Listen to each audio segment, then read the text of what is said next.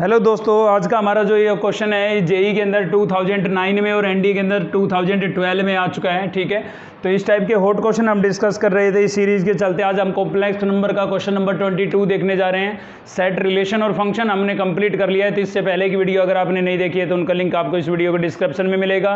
अगर किसी भी एग्जाम को आपको क्वालिफाई करना है तो उसके लिए खाली इतना भी आप कर लेते हैं, इस टाइप के हॉट क्वेश्चन आप कर लेते हैं, तो भी आपका मैथ्स की वजह से सिलेक्शन नहीं रुकेगा। ठीक है, तो चलिए देखते हैं, क्योंकि हमने क्वेश्चन ये ऐसे क्वेश्चन डिस्कस किए हैं, हर टाइप के क्वेश्चन कवर हो जाते हैं इनके पीछे। तो चलिए देखते हैं इसका सॉल्यूशन। तो z equals to x plus iota y be a complex number such then the area of rectangle whose vertices are roots of equation.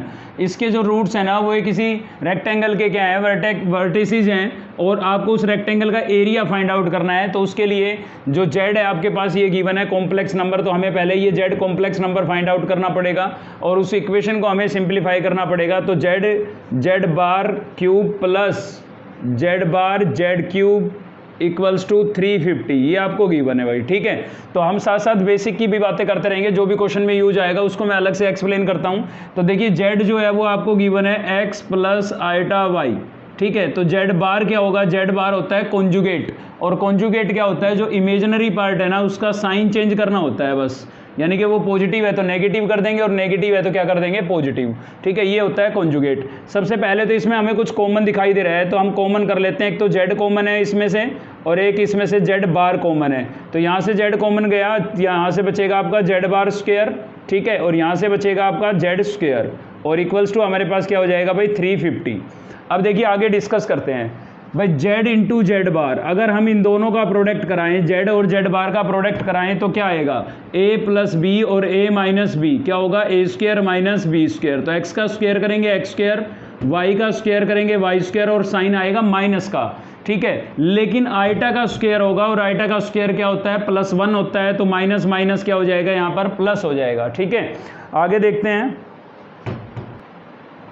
तो क्या होगा। अभी इसमें देखिए यहाँ पर आइटा का स्क्वायर जो है ना उसकी वजह से प्लस हो गया, यानी कि z इंटू जेड बार को आप क्या लिख सकते हैं, x square plus y square लिख सकते हैं। तो भाई मैं इसको क्या लिख देता हूँ, x square plus y square लिख देता हूँ। ठीक है, अब इसको सिंप्लीफाई करते हैं। देखिए यहाँ पर इनके स्क्वायर का सम कर रखा है, तो चलिए हम भी इनके स्क्वायर का सम कर लेते हैं। तो z का स्क्वायर करेंगे तो क्या आएगा हमारे पास, एक्स स्क्वायर ए स्क्वायर प्लस बी स्क्वायर, इसका स्क्वायर करेंगे तो वाई का स्क्वायर वाई स्क्वायर आएगा, और आइटा स्क्वायर की वैल्यू -1 होती है इसलिए माइनस आ गया। ठीक है, तो ए स्क्वायर प्लस बी स्क्वायर और प्लस 2ab आ जाएगा हमारे पास। ये माइनस कैसे आए, ये वाली बात आपको क्लियर होनी चाहिए।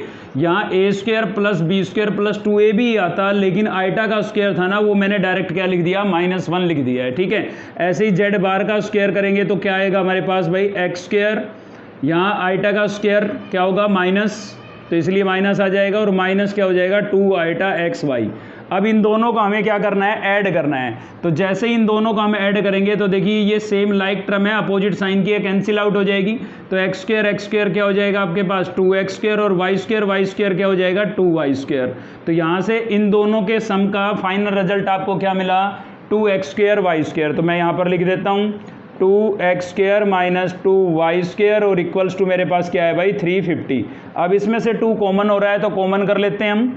तो x square plus y square equals to, 2 हमने इसमें से कॉमन कर लिया तो क्या बचेगा, x square minus y square equals to 175। देखिए यहाँ से 2 कॉमन करेंगे, मल्टीप्लाई में होगा, इधर आके डिवाइड होगा, तो 350 को 2 से डिवाइड करेंगे, 175 आ जाएगा। अब आप इसके कर लीजिए प्राइम फैक्टर, ताकि इसके फैक्टर बन जाए हमारे पास। ठीक है, तो 175 के प्राइम फैक्टर कर लेते हैं भाई। 5 से जाएगा, 5 3 जा 15, 5 5 जा 25, फिर से 5 पर 7 आ जाएगा। अब यहाँ पर देखिए, यहाँ पर इन नंबरों के स्क्वायर का सम है। ठीक है, दोनों का स्क्वायर है और फिर इनका सम है, और यहाँ पर क्या है, डिफरेंस।